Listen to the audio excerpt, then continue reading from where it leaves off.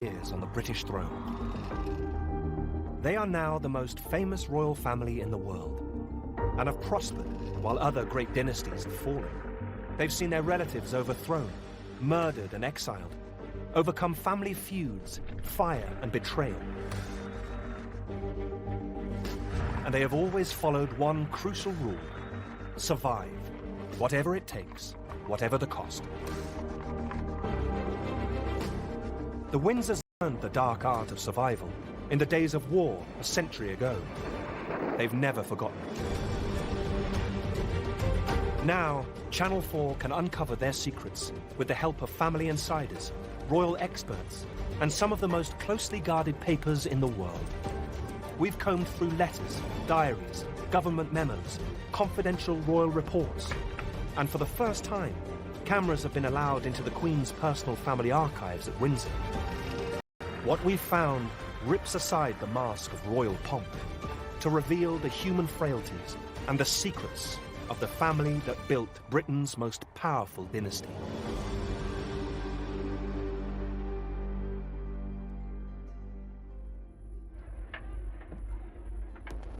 On the morning of the 13th of June 1917, 14 bombers took off from a base in German-occupied Belgium. Their destination, London.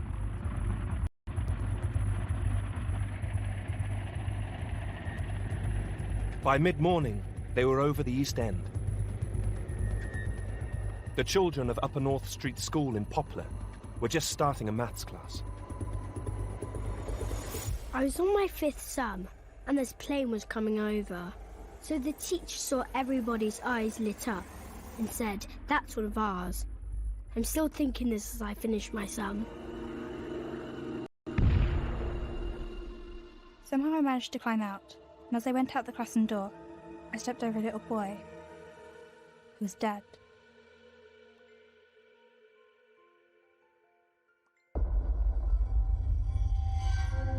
"18 small children were killed. Across London, 162 people died. This was something totally new. It was horrific. It killed children. It was plastered all over the newspapers, and the bombers that did it had the same name as the royal family. Gotha bombers. Saxe-Coburg-Gotha. And suddenly, the royal house discovers that it has the wrong branding. Time to change.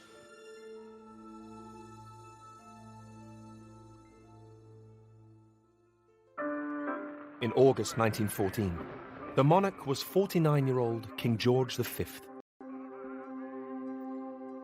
George V had none of the qualities you'd expect or want in a war leader. He was a very cautious, conservative character, blinkered, very much of his class. His official biographer complained that for 20 years of his life, before he became king, he seemed to do nothing except shoot pheasant and stick stamps into his stamp album. Dull, plodding, unimaginative, George was not a man to inspire sacrifice. The writer H.G. Wells famously described George's court as alien and uninspiring. King George V reacted to that. He said, "I may be uninspiring, but I'm damned if I'm alien." The problem for the king was that he was alien. People forget that the Windsors were originally a German family. Queen Victoria was as German could be, spoke German as well as she spoke English, and married, of course, Albert of Coburg, another German. So that meant that Edward VII was also completely German. His son, George V, who's the first Windsor, was half German and half Danish, because his mum was Danish. So there's not a jot of English blood, technically, in them. 8 of Victoria and Albert's 9 children had married into other European royal families. Before the First World War, you have this massive of dynastic network, this monarchs' trade union, all Queen Victoria's grandchildren, great-grandchildren, all sitting on most of the thrones of Europe, marrying each other, cousins marrying each other, this huge family network. George was first cousin to both the Russian Tsar, Nicholas, and the German Kaiser, Wilhelm. George's wife, Queen Mary, was also German and spoke English with a German accent. King George V, all his relations spread across the thrones of Europe. And I think he probably began the First World War thinking that those family relations would be able in some way to bring a quick solution. And the aspiration was that it would only last a few months. The king still saw himself as part of an international brotherhood of monarchs, but he had misjudged the public mood. The outbreak of war sparked anti-German rioting. My grandfather came from Württemberg, which is in southwest Germany. He managed to open a shop in South Shields. His name was Seitz, which is demonstrably not English, and so that was up above the shop. It was very, very prominent, and so it became a target. There were so many people gathered in the market square, throwing bricks and what have you. The younger children, down to my mother, who was 3. And so when the bricks started coming through the window, terrified. The king didn't realise it, but it became manifestly clear that everything German, even Dachshunds walking along the street, were being kicked by people. Anything that had a link to the dreaded and hated Germany was anathema. The most obvious link to Germany was the royal family itself.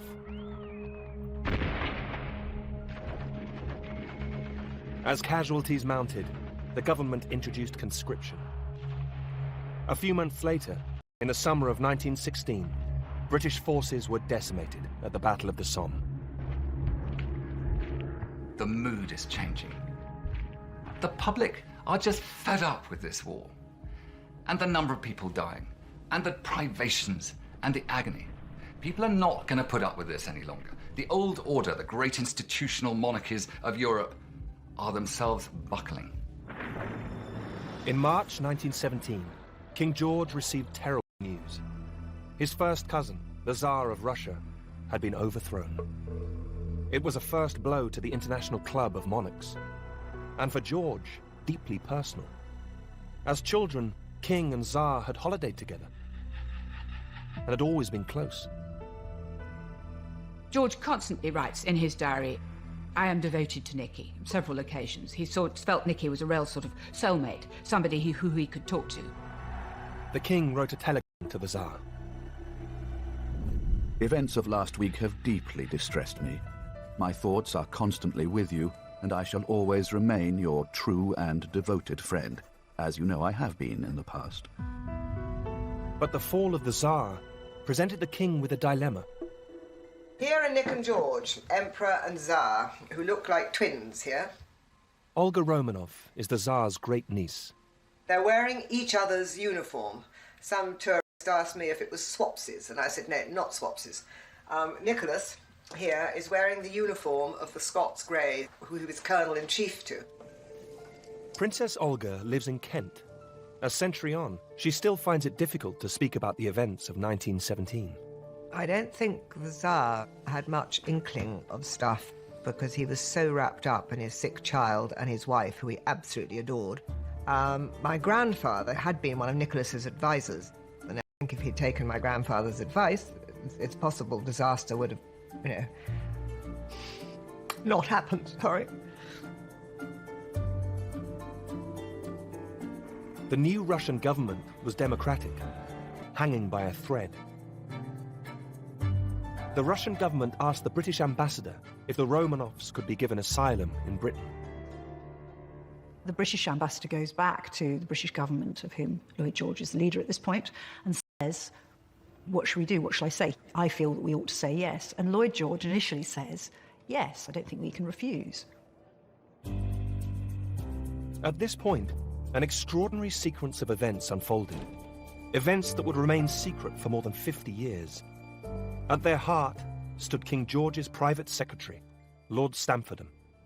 Lord Stamfordham was my great-great-uncle. He was a very wily character, and I think he was probably one of the first courtiers to be PR savvy. He was monarchist through and through. He was dedicated to them. He was there, he saw it, to protect them from anything that went on in the world. It was Stamfordham's role to advise the king, and he feared the mood in the country. The fall of the Tsar may have horrified the royal family, but it delighted Britain's war-weary people, who saw the Tsar as a tyrant. Mass rallies were held, where socialists and republicans offered passionate support for the Russian Revolution. Stamfordham compiled a file that he gave the title Unrest in the Country. It contained newspaper clippings and letters he'd received from a network of informants. Stamfordham's top-secret file is now kept at Windsor Castle. Tens of thousands of records going back hundreds of years are kept here. And our cameras have been granted access to the Queen's own private archive. The Unrest in the Country file includes this letter from a Salvation Army colonel in Essex, which was typical of the type of information Stamfordham was receiving.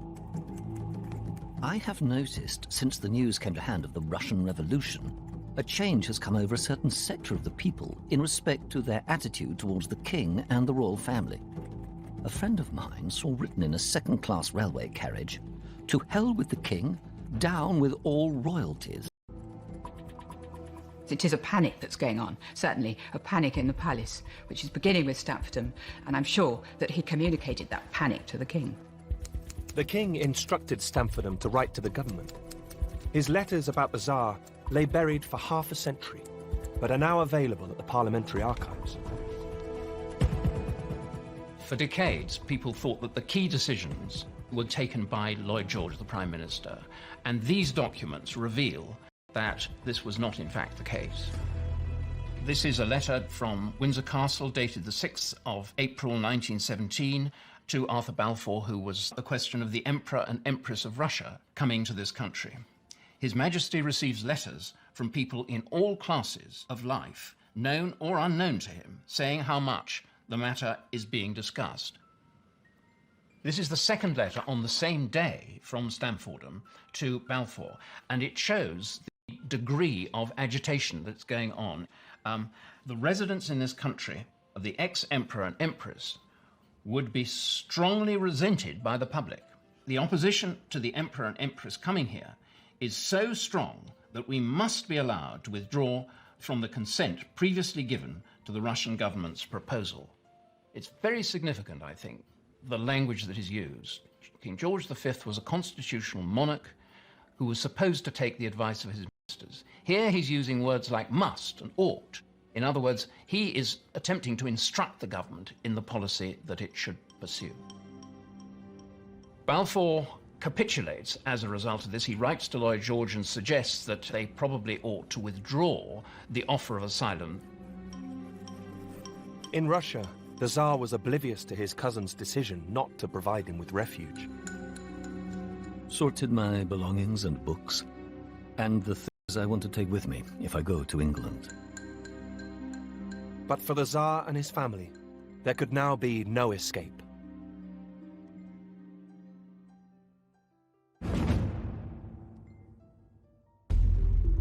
In March 1917, the Russian Tsar was overthrown.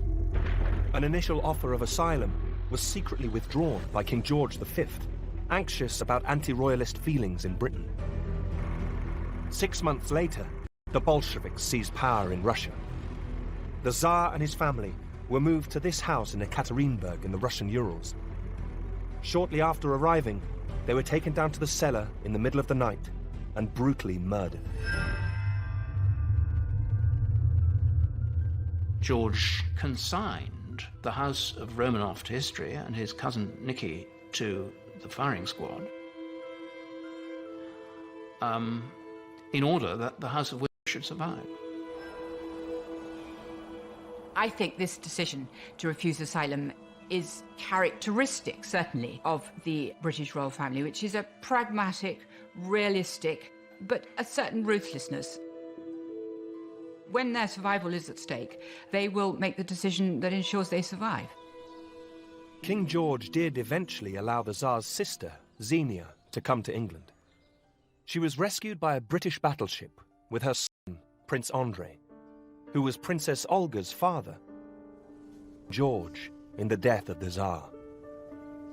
My father never, ever said that it was George's fault. He always thought it was the Prime Minister, but apparently it wasn't the Prime Minister's fault at all. It was all George's fault.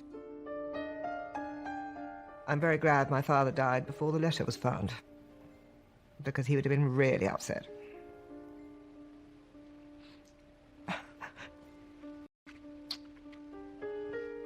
George, the Tsar, and my grandmother were great friends. They played together. They did things together. And eventually, George gave refuge to my grandmother and was wonderful to her. And used to put Queen Mary's nose totally out of joint. Was really, really nice to her. And I suspect a lot of that was guilt. George's ruthless abandonment of his cousin in April 1917 marked the death of the pre-war International Club of Monarchs. But for the king, a bigger challenge remained: to forge a connection with his own long-suffering subjects, now entering the fourth terrible year of war.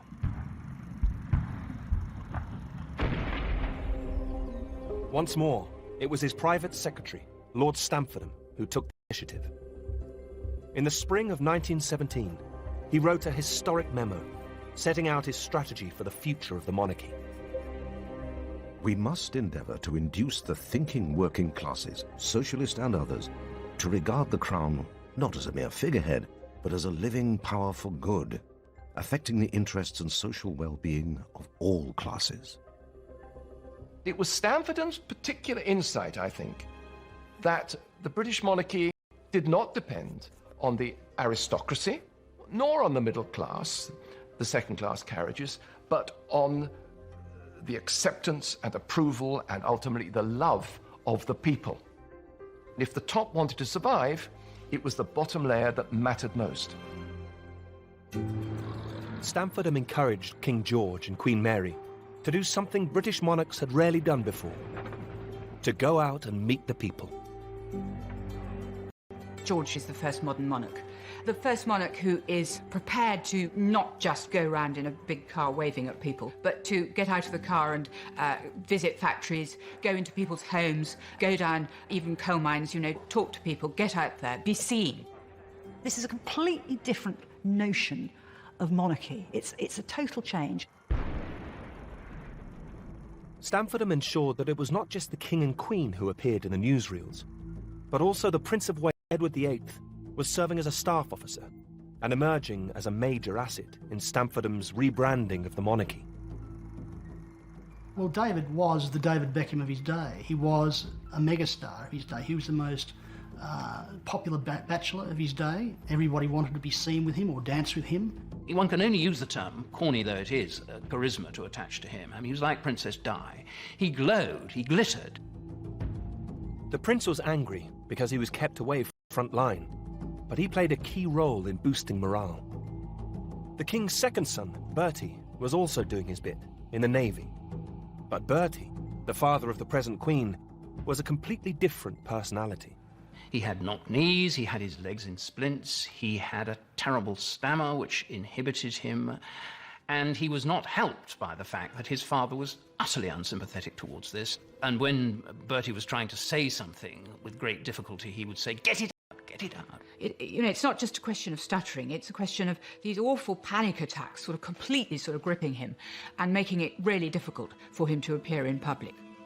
Suffering from a chronic but undiagnosed stomach ulcer, Bertie would spend much of the war convalescing with his parents. Fortunately, his big brother generated enough attention for both of them. But as the Prince of Wales and his parents worked to forge a new bond with the British people, a major obstacle remained: the family's German name. Who is the king?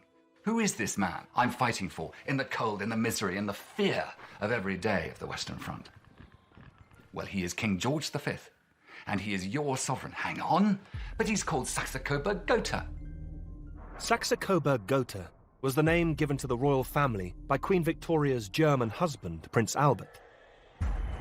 The king knew what had happened to other Germans in Britain. It must have been an intensely worrying time for the family. Is this going to happen to me? It's happened to those German immigrants out there in our country. After all we've done, for all the length of time that we've been here, do they still see us as German? Will they chuck us out, perhaps? In the wake of the Russian Revolution, Lord Stamfordham was finally instructed to come up with a British name for the British royal family. Papers at the Royal Archives reveal him rummaging through the history books, feeding possible names to the King and the Prime Minister. The King bars Plantagenet and does not care about Tudor. Tudor Stuart has been suggested. Mr. Asquith advised against Tudor with its recollections of Henry VIII and Bloody Mary, and the last driven from the throne. He does not like Fitzroy, and Guelph. That is too foreign and is not at all liked by their majesties, who also do not approve of Fitzroy and its bastard significance. Royal history was proving a minefield. Stamfordham was at his wit's end.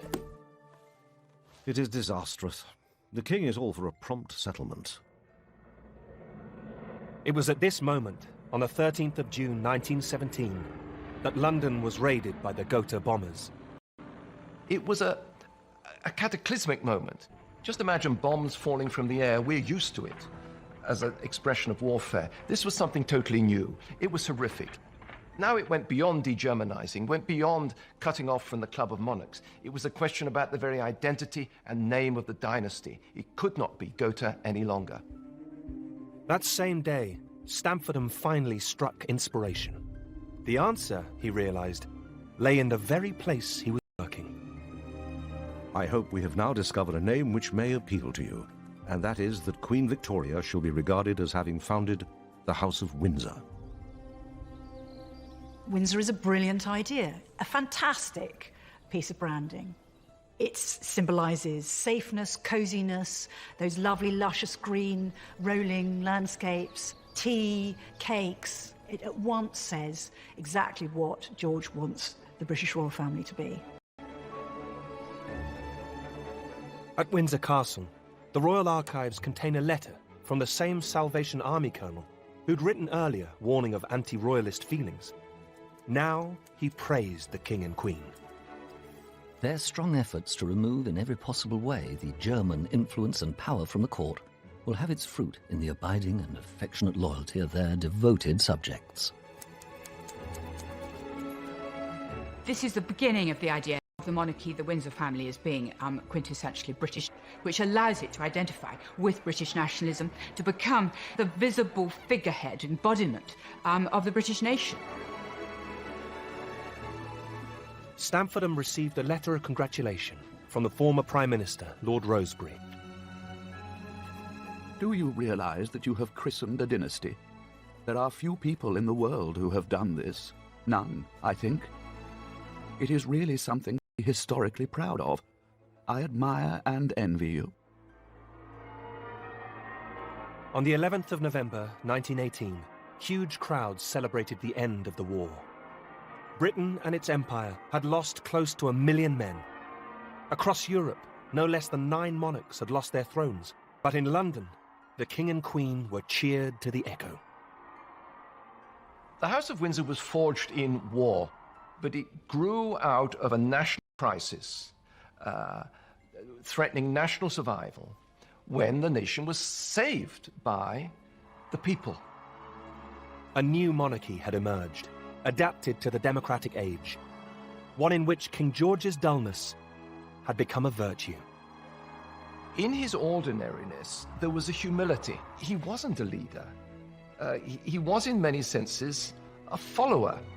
And so, this essential humility that George V had proved to be the reason why his monarchy emerged from the war intact, and the grand imperial monarchies of Russia and Germany and Austria fell by the wayside. For dull, plodding George V, humility came naturally. But would it come so easily to his sons?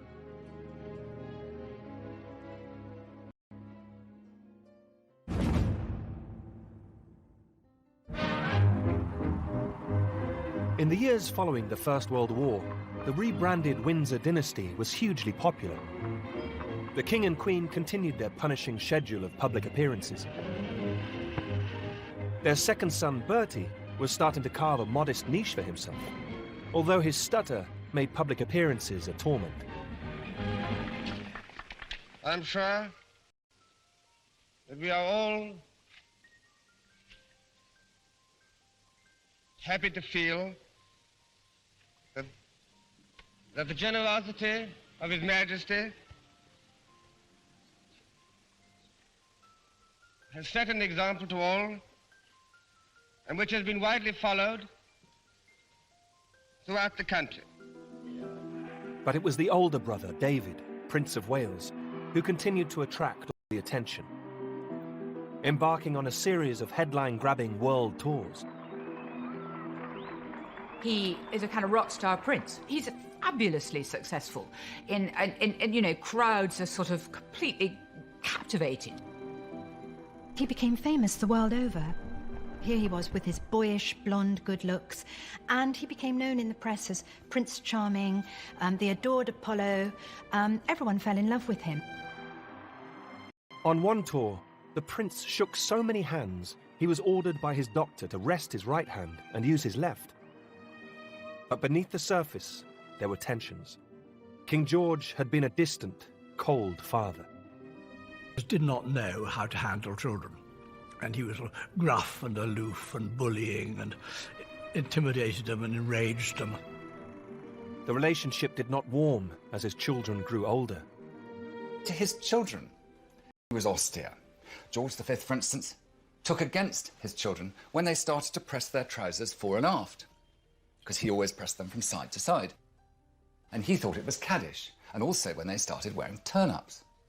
George V set these kind of standards, and he used to pick out these things. And whatever they did, he'd point out what they hadn't done right. His relationship with his oldest son was particularly difficult. By this time, David, the Prince of Wales, had begun an affair with a married woman, Frida Dudley Ward, the wife of a Liberal MP. His letters to her reveal that, for all his success, the prince hated the life that fate had given him. Each day I long more and more to chuck this job and be out of it. The more I think of it all, the more certain I am that really, the day for kings and princes is past. Monarchies are out of date. Though I know it's a rotten thing for me to say, and sounds Bolshevik. His letter to Frida from York Cottage, his parents' home on the Sandringham estate, at Christmas 1919, left no doubt how much he hated the place, and how much he missed her. I love you, darling, and you know it. How you mean absolutely all and everything to me in life. Nothing else seems to matter now. Not even my bloody job, of which I'm so sick. David's letters to Frida Dudley Ward are extraordinary in the way he expresses his hatred of the life that he's leading. I think basically his problem was that he liked the pluses of being a royal and not the minuses. He didn't like the duty aspect of it. He didn't like all the flummery, all the ceremonies that he had to go through, all of the sort of formalities which he found odious and tedious, all the sorts of things royalty do. He hated all that. What the Prince of Wales did like was parties.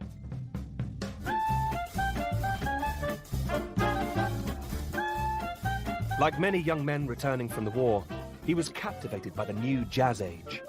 His parents disapproved, particularly since he appeared to be leading younger brother Bertie, the present Queen's father, astray. Bertie, in his early 20s, spends a lot of time with David and does become involved with this very attractive Australian married woman, Sheila Loughborough, apparently the original Sheila, who's part of this very... Frida's best friend. She was brought in to match up with Bertie so that the two brothers could go together and not seem to be a duos with two married women. Like Frida, Sheila was a glamorous society beauty, and, like Frida, she was trapped in an unhappy marriage. She and Bertie soon began an affair, and the four were inseparable, as David commented crudely in a letter to Frida. What marvellous fun we four do have, don't we, Angel? And fuck the rest of the world. In the summer of 1919, David and Bertie spent a golfing weekend with Sheila and her alcoholic husband, Lord Loughborough. David wrote about it to Frida. After tea, I managed to lure Luffy away on the pretext of wanting to play a few more holes of golf on the local course. so as to give Sheila a chance of being alone with Bertie. They said they were tired, and we left them. It's all so sordid, though. I'm sure Luffy doesn't suspect Bertie at all. The king did not approve, and demanded Bertie end his affair with Sheila. But he also dangled a carrot, as Bertie confessed to his brother David. He's going to make me Duke of York on his birthday, provided that he hears nothing more about Sheila and me. And of course, George V had been made Duke of York by Queen Victoria, so it was a very special thing for Prince Albert, as he then was, to be made Duke of York by his father. David was furious, as he wrote to Frida. Christ, how I loathe and despise my bloody family, as Bertie has written me 3 long, sad letters in which he tells me he's getting it in the neck about his friendship with poor little Sheila.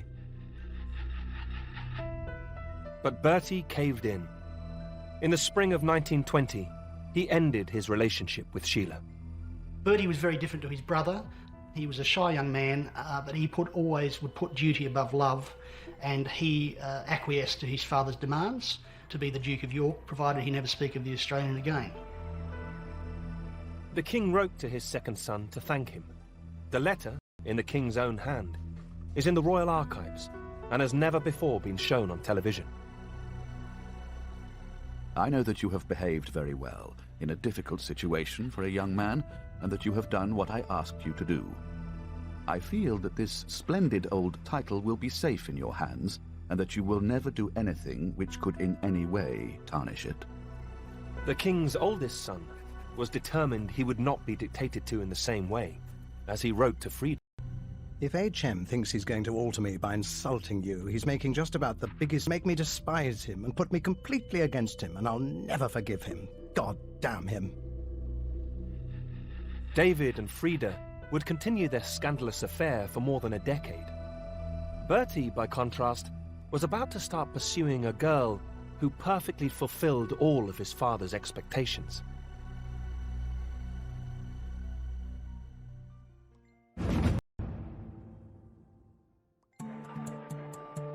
In the spring of 1920, the king's second son, Bertie, broke off his relationship with the married Australian Sheila Loughborough because his father had told him to. He was rewarded by being made Duke of York. Bertie now began to spend time at Glamis Castle in Scotland, where he had developed a new romantic interest, the 19-year-old Elizabeth Bowes-Lyon. Elizabeth Bowes-Lyon was the 9th child of the Earl of Strathmore, and the Strathmores went back into the Dark Ages practically. They were a very grand family with royal connections. They came from Glamis Castle, which was one up on the ordinary castle, which might have a ghost. It was haunted by a monster.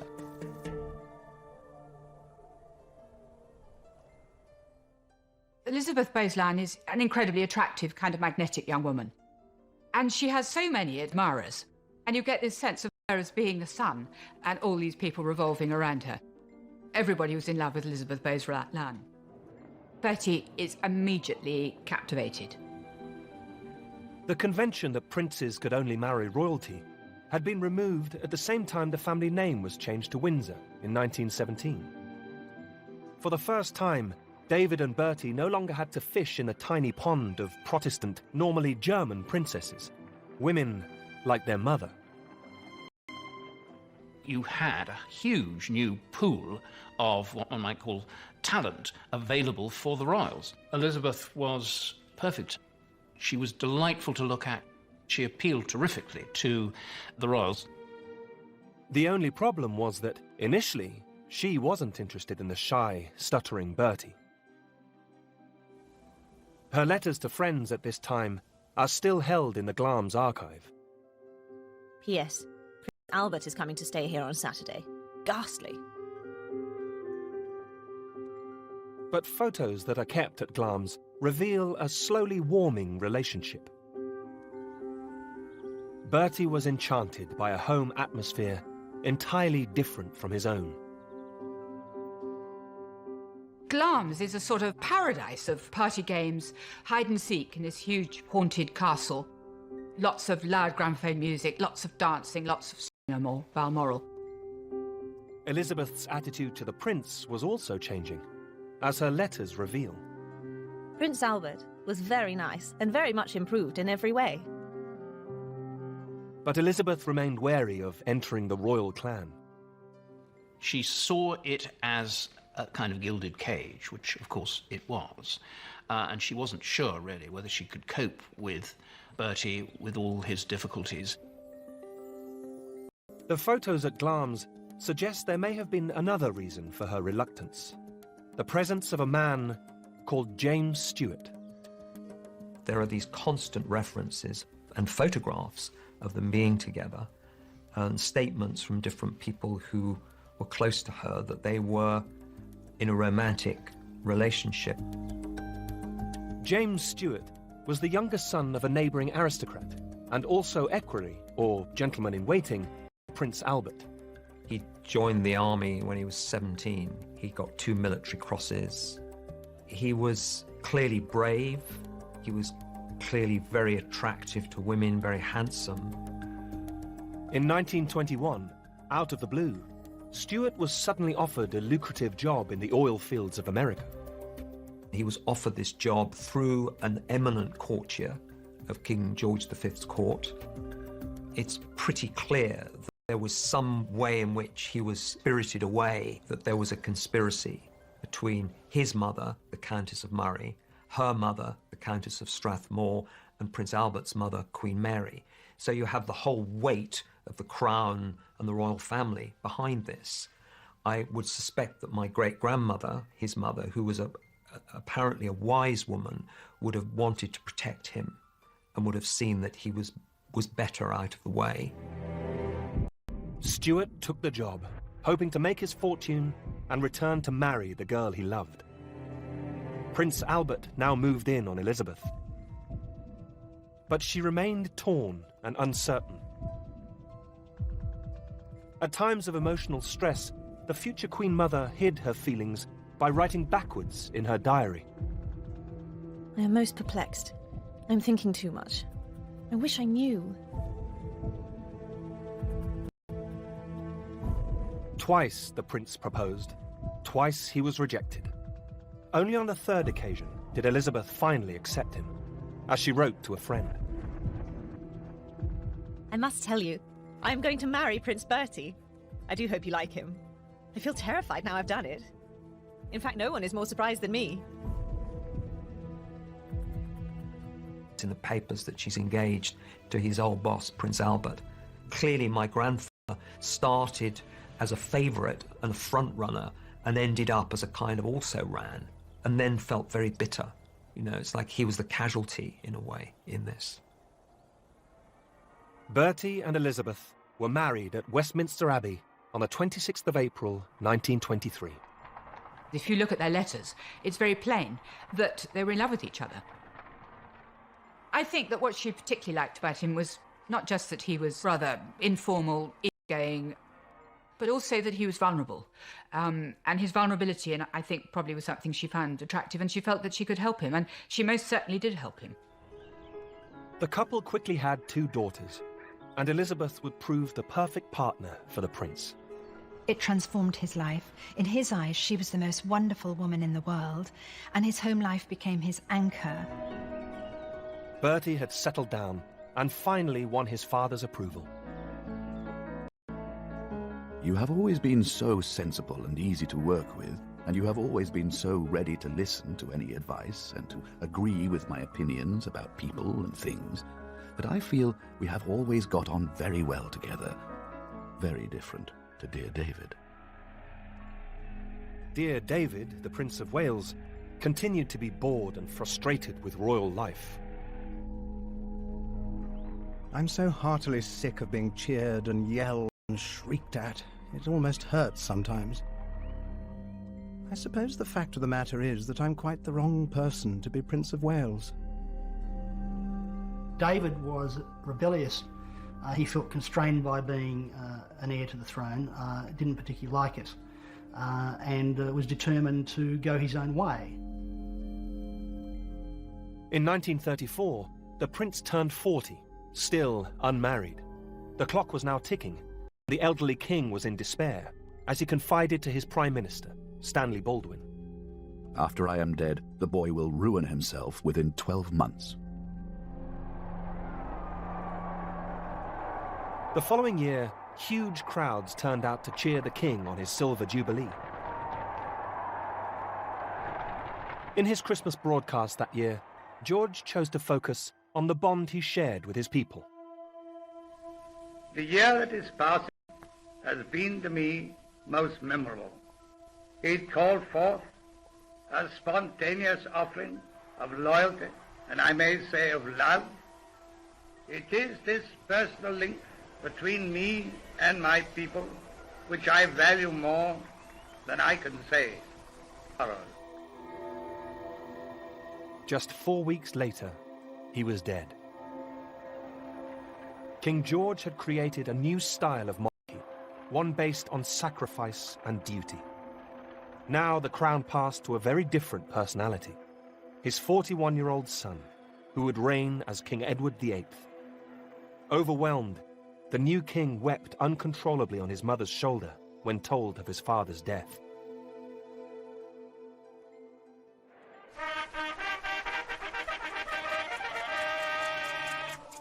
As he was proclaimed king, Edward broke with tradition by watching from the windows of St. James's Palace. God save the king! At his side, a mysterious woman. Her name, Wallis Simpson. Wallis Simpson was an American divorcee who'd married an Englishman and was a sort of social climber in London in the 1930s. She'd had a rather rackety youth. Her first husband was a drunk and violent, and she had chosen her new husband, who was called Ernest Simpson, because really she'd sort of come to the end of her resources. Edward had begun his relationship with Wallis in 1934. He'd jettisoned Freda Dudley Ward and appeared to come completely under the spell of his new American lover. I think that the delight of Mrs. Simpson for King Edward VIII was that she was totally lacking in respect. She had no deference whatsoever, and she treated him like dirt, and he loved to be treated like dirt. I'm sure there was a strong sexual element in it. Mrs. Simpson was the dominatrix to beat all dominatrixes. She was a tough cookie, and you could see her wielding the whip without any trouble at all. And on one occasion, he asked for a light for his cigarette, and she made him beg for it like a dog. The new king's private secretary, Alec Harding, was horrified by the relationship, as was his wife. My grandmother detested Mrs. Simpson. Didn't like her at all. She thought she was vulgar and pushy. And this sounds snobbish. In fact, it was snobbish. But I think Mrs. Simpson got on better with men than with women, and there was a certain kind of upper-class English woman who she was always going to rub up the wrong way. The new private secretary and others were also concerned about the couple's politics. I don't think Edward VIII was a fascist, but he was attracted to fascism because it was fashionable. It was known at the time as Savile Row fascism. Hitler seemed to have solved the main problem of the... and he had done this by sacrificing German rights, no doubt, and the business about the Jews was no doubt very unpleasant, but still he was showing what a strong autocracy could achieve. Decades on from when his father had cut the royal family's German links, Edward appeared to want to restore them. Some of the guests he and Wallis invited to their home at Fort Belvedere near Windsor were the despair of the king's private secretary and his wife. My grandmother certainly implied to me that they thought that some of the people visiting Fort Belvedere were potentially a security risk, essentially. She told me that state papers that went to the king came back with the stains from the bottoms of wine glasses on them, and that Edward VIII's guests might just have seen them. In August 1936, 7 months into his reign, the king and his mistress set off on a cruise of the Mediterranean. Wallis was about to divorce her second husband. But as head of the Church of England, Edward could not marry a divorcee.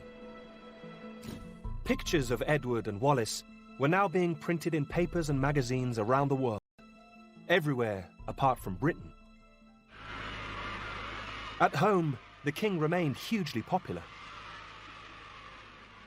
When finally the Simpsons story broke at the start of December, the public was stunned. You know, people were just shocked. It's hard to get across today just how shocked they were. It was almost disbelief. At first, there was widespread support for the king.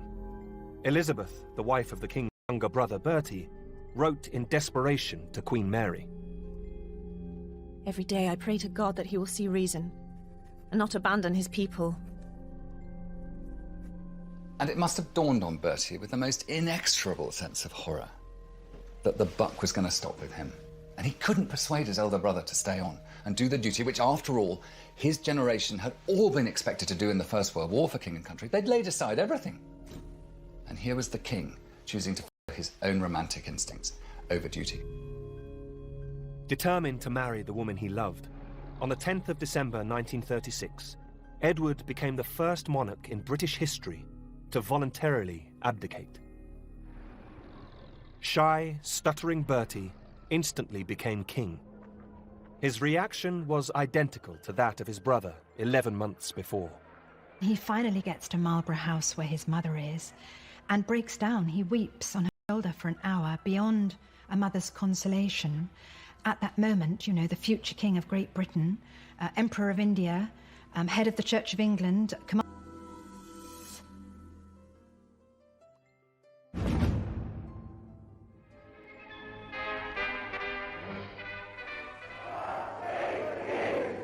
On the 12th of May, 1937, Edward VIII's younger brother, Bertie, was crowned king.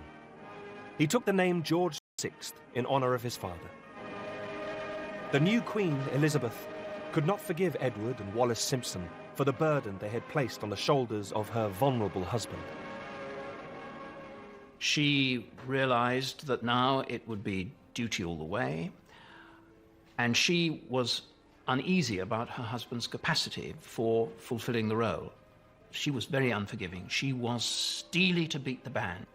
Cecil Beaton described her as a marshmallow made on a welding machine. She was really tough. The Duke and Duchess of Windsor, as they now became, were married in France in June 1937. At Queen Elizabeth's insistence, Wallis was denied the HRH title or any of the trappings of royalty. I think he had visualized himself as coming back to Britain as a kind of subsidiary prince and enjoying the kind of life, privilege and no responsibility that he'd enjoyed as Prince of Wales. But of course George VI couldn't countenance this at all. He was constantly looking over his shoulder to somebody who was much brighter and smarter and more alluring and had more charisma than he did, and so the Duke of Windsor had to live abroad. King George knew that if his brother chose to, he could easily become a dangerous alternative focus of loyalty. And the king's worst fears were about to be realized. Berlin. A huge crowd greeted the Duke and Duchess of Windsor, and they were specially welcomed by Dr. Lai, the Reichsorganisation manager. In October 1937, less than a year after the abdication, Edward and Wallis toured Nazi Germany. Pathé catches the moment. There he is, with Wallis at his side, turning up in Berlin, surrounded by a crush of 2,000 people, who all longing to catch a glimpse of the fairy tale, you know, the man who's given up his throne for love. He was feted by the Nazi leadership. There were smiles and handshakes all round, even the occasional Nazi salute. And of course what he wanted to do was fashion a role for himself on the international stage and give Wallis a taste of what it would be like being feted like a queen. He did this, I think, to bring himself back into the limelight. And I think it bespeaks a sheer sort of naivety, ignorance, stupidity on his part that he didn't see what a monster Hitler was. Britain was at war with Germany. King George now feared the rift in the royal family might be exploited by the Nazis and could threaten the very survival, not just of his dynasty, but of his country.